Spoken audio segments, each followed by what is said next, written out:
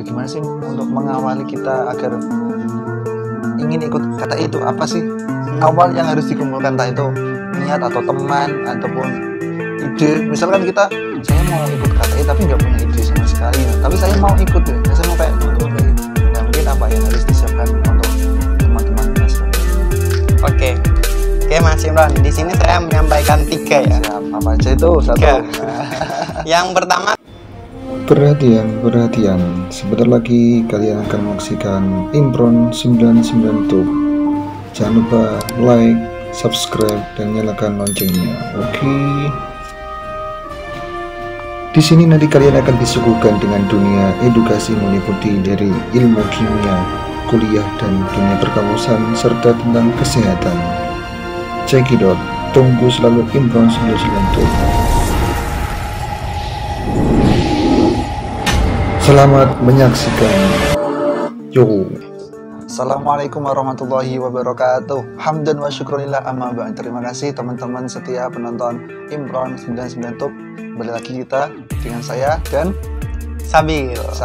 Sabil untuk konten kita yang sebelumnya itu pernah dia merupakan salah satu mahasiswa berprestasi, mahasiswa muda prestasi ya, Mawapres muda ya, Mawapres muda Undip 2020 ya.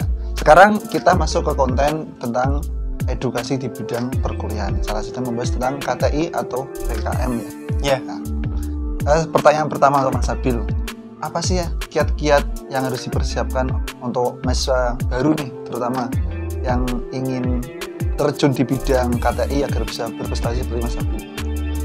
Apa aja kiat-kiatnya? Oke, terima kasih ya Mas Imran ya buat kesempatannya. Tadi udah dikenalin ya, nama saya Sabil. Tapi biasanya kalau saya kenalan, tak kenal maka tak sayang maka tak cinta maka tak rindu maka tak jumpa. Setelah berjumpa, izinkan saya memperkenalkan diri. Iya, monggo.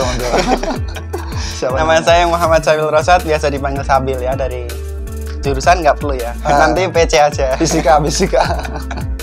Ya, tadi ya kalau pertanyaannya kiat-kiat KTI ya, karya tulis ilmiah khususnya untuk mahasiswa baru gitu. Apalagi biasanya yang jadi excitednya maba kan ketika baru pertama masuk menjadi mahasiswa baru, tiba-tiba mengikuti seminar ataupun ikut GORE yang diadakan dari kaderisasi riset masing-masing fakultasnya ataupun jurusannya. Pembicaranya hebat-hebat gitu. Pembicaranya wah prestasinya banyak sekali, lomba di mana-mana, keluar negeri maupun dalam negeri, maupun antar universitas gitu. Biasanya kan karya tulis ilmiah gitu kan, sehingga udah memberikan gambaran gitu buat mahasiswa baru, pengen ya. Itulah ya excitednya maba-maba, salah satunya itu Kiat-kiatnya nih Mas Sabil. Kiat-kiatnya kalau di karya tulis ilmiah ya, sempat dulu sudah pernah mengisi di internalnya fisika, itu ada risetnya namanya Kosmos. Mungkin kalau di sini ada penontonnya anak Kosmos ya. Anak Kosmos, anak fisika ya. Halo. Di sini kebetulan ada sama yang saya sampaikan. Jadi kalau KTI sendiri, pengalaman saya sendiri kalau sering mengikuti lomba KTI, entah juara 1 di universitas mana, di Undip sendiri pernah ngadain juara berapa gitu, 3 besar gitulah. Nah, menjadi presenter terbaik atau apa gitu. Keren. Itu sebelumnya tak sampein dulu gitu pengenalan KTI dari awal gitu ya. Kalau KTI harusnya udah tahu lah ya, karya tulis ilmiah gitu. Namun kalau kalian mahasiswa yang dulu SMA-nya belum pernah KIR, karya ilmiah remaja, tentunya ini menjadi hal yang baru ya ketika sudah masuk ke kampus ya Mas. Benar ya? Iya, betul. Mas Imran dulu SMA-nya KIR nggak? Nggak ada. Tapi ikut karya-karya ya, inovasi ya.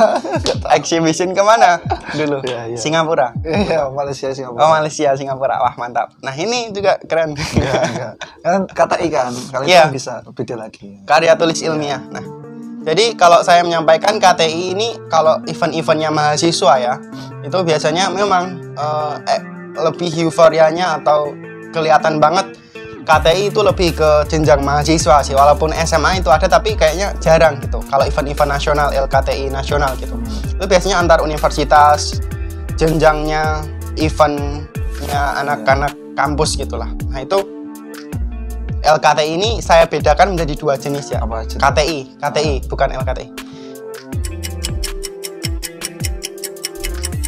Oh no. Nah, KTI itu ada dua jenis, yaitu yang pertama KTI gagasan dan yang kedua yaitu KTI hasil. Ini versi saya. Sebelumnya dari awal disclaimer dulu ya. Disclaimer ini versi Sabil. Karena mungkin nanti dari kakak-kakak yang lain sharing narasumber dari yang lain bisa jadi beda karena sesuai dengan mereka pengalamannya masing-masing kan. Kalau dari saya seperti itu. Jadi saya mengkategorikan KTI ini ke dalam dua jenis, yaitu KTI gagasan sama KTI hasil. Nah, terus KTI gagasan sama KTI hasil ini bagaimana gitu.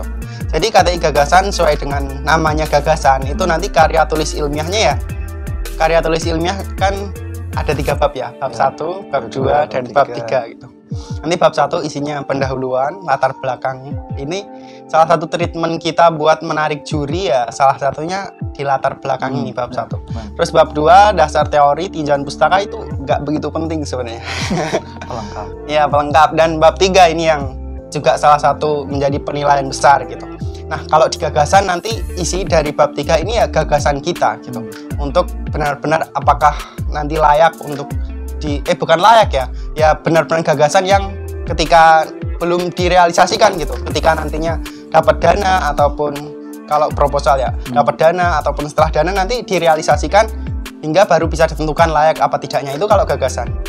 Nah, kalau yang kedua tadi KTI hasil ya, karya tulis ilmiah hasil. Kan karya tulis ilmiah juga ada 3 bab kan tadi kan. Yang bab ketiganya pembahasan itu isinya hasil. Hasil dari apa? Biasanya anak-anak PKM gitu ya yang dapat lolos pendanaan ataupun anak-anak skripsian juga sebenarnya bisa gitu diajuin lomba gitu. Kan kita udah melakukan lab secara langsung. Kita kan udah punya ide gagasan. Terus kita jalankan secara langsung, realisasikan hingga akhirnya berhasil dijadikan karya tulis, ya namanya karya tulis ilmiah hasil gitu. Nah, di bab 3-nya di pembahasan isinya ya membahas tentang ide yang sudah disampaikan di bab 1-nya gitu.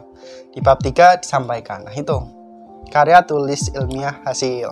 Berarti menambahkan bedanya simpelnya gini. Berarti kalau kayak ilmiah gagasan itu masih berupa ide, belum ada hasilnya, belum ada karyanya gitu. Terus kemudian baru kita kembangkan lagi itu menjadi nanti karya ilmiah hasil. Ya. Karya tulis ilmiah gagasan, pengembangannya hasil. Ya, betul. Namun kalau terus gimana karya tulis ilmiah kalau gagasan bukannya di bab 3 itu pembahasan terus isinya apa gitu. Kalian bisa memberikan hasil juga, tapi itu bukan hasil primer kalian, tapi hasil sekunder. Dari mana caranya? Ya dari citasi gitu, literatur review gitu.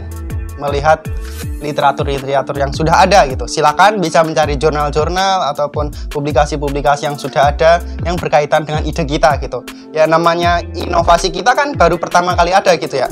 Nah, di luar sana pasti belum pernah ada atau mungkin pernah ada gitu, tapi hanya di satu tema dikit doang gitu.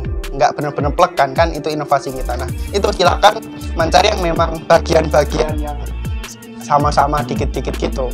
Berarti ambil hasilnya. Jadi gini, kita studi literatur, cari banyak literatur gitu, referensi.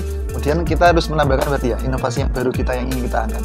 Meskipun baru berupa gagasan. Ya, tapi kan harus bisa dipertanggungjawabkan intinya kan. Ya. Nah itu.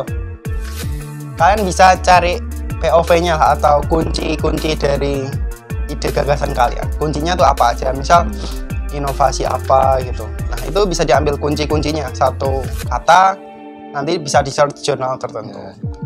Kalian mau mengatasi masalah apa? Entah masalah tsunami gitu. Ya silahkan bisa mencari pembanding-pembanding yang lain mungkin. Jurnal yang sudah ada. Pengatas tsunami, anti tsunami atau anti bencana apa gitu. Nanti dibandingkan dengan punya kalian.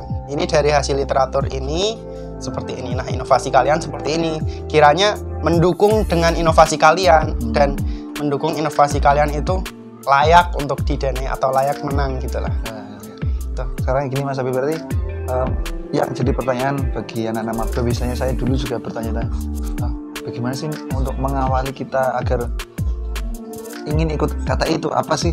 Awal yang harus dikumpulkan, entah itu niat atau teman ataupun ide. Misalkan kita saya mau ikut KTI tapi nggak punya ide sama sekali. Nah, tapi saya mau ikut ya. Saya mau kayak teman-teman kayak gini. Nah, mungkin apa yang harus disiapkan untuk teman-teman mahasiswa baru ini? Oke, Mas Imron. Di sini saya menyampaikan 3 ya. Siap. Apa aja itu? 1. Nah. Yang pertama tadi sudah disampaikan Mas Imron itu. Apa Niat itu? dulu. Niat. Niat dari kita gitu. Ya. Itu yang pertama, ada niatan dulu ya. Karena ketika bahkan dalam sebuah tim pun ketika sudah tidak ada niatan tuh nggak bakal jalan. Ya, betul. Itu sudah terbentuk loh ya. Nah, Itu niat ya. Yang penting ada niatan kita, benar-benar itikat kita buat ngejalanin sampai dengan akhir apa yang sudah kita mulai gitu ya. Terus yang kedua itu sih hal dasar gitu. apa? Berani mencoba kan. Oh, berani mencoba. Berarti Nah, niat. yang kedua itu mencoba. berani mencoba. Nah, Kadang kalau udah ada niat tapi nggak berani mencoba, sama aja takut gagal. kalau udah niat nih, kita kan niat tapi ya mau mencoba, kita berani mencoba tapi masih takut kayak ini ide itu kita nggak salah berani apa mencoba, berarti masih nggak berani mencoba. Berarti harus itu apa, berani mencoba kan harus punya modal kan. Dalam artian modalnya entah itu berupa judul atau apa. Soalnya dulu waktu ikut yang apa sih? ISE kan yang nggak kelompok kan. Itu sendiri nih, udah berani nih coba nih. Tapi waktu konsultasi sama dosen itu bingung. Ini arahnya kemana karena masih maba kan. Jadi ya nggak diteruskan tapi nggak maksimal gitu. Mungkin bisa disambung lagi setelah berani mencoba. Iya, berani mencoba. Itu yang kedua ya. Dimana berani mencoba ini salah satu titik awal kalian setelah ada niat gitu. Ketika udah berani mencoba, pasti mau nggak mau kalian kan harusnya belajar juga kan. Ya. Ketika kalian ingin ngajuin lomba KTI atau lomba esai, akhirnya mencoba belajar. Dimana sebenarnya berani mencoba ini kalau mau dirinciin kasusnya Mas Imron tadi ya, kan nggak tahu di mana. Ya sebenarnya di dalam berani mencoba ini ya bisa masuk ke belajar atau mencari tahu tentang apa yang ingin diikuti kan, misal lomba KTI atau lomba esai gitu. Belajar pastinya. Nah itu ya tadi ya, berani mencoba. Yang penting berani mencoba. Kalau nggak berani ya itu kapan lagi? Nah. Banyakin jam terbang juga, ini salah satu anakan dari berani mencoba. Nah, ya. Terus yang ketiga ya? Iya, terakhir nih. Yang ketiga itu adalah Apa? Teman, ya, relasi. relasi penting. Relasi atau teman. Yang dimaksudkan relasi ini bagaimana? Contohnya kalian posisinya sebagai mahasiswa baru, Ya itu. tentunya pengalaman karya tulis ilmiah tentang mungkin lomba-lomba yang lainnya, lomba-lomba riset gitulah ya. Itu pasti kosong lah, nol mungkin. Atau mungkin yang sudah ada dulu SMA-nya anak KIR pasti beda juga ketika KIR SMA dengan karya ilmiah mahasiswa. Enggak, ini relasi ini sangat diperlukan. Ketika kalian maba ingin terjun atau ya terjun di dunia riset-riset, lomba-lomba, inovasi-inovasi, silakan yang ketiga yaitu relasi.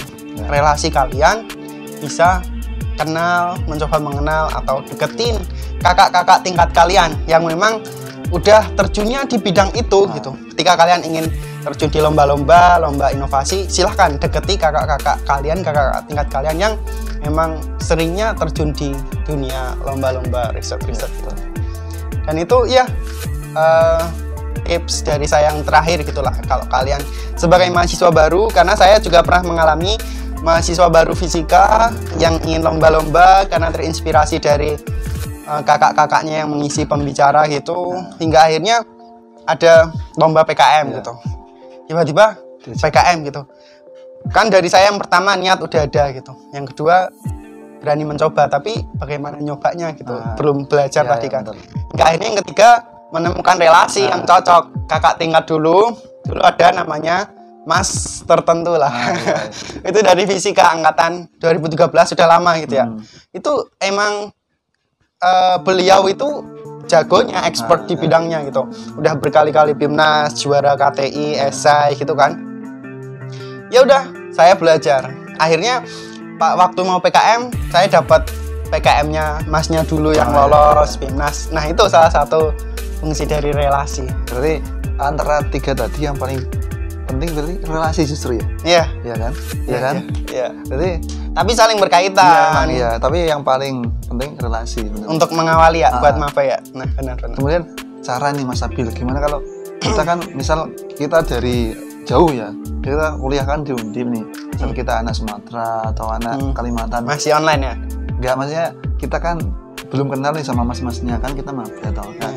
Kalau Mas Abilan mungkin modelnya bisa berani ngomong dan akrab gitu kan.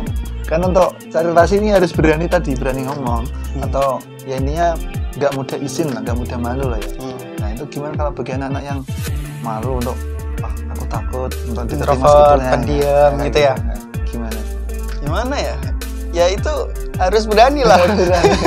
Soalnya kalau emang mau ya harus ambil resiko ya. Ya betul ambil resiko, berani memulai.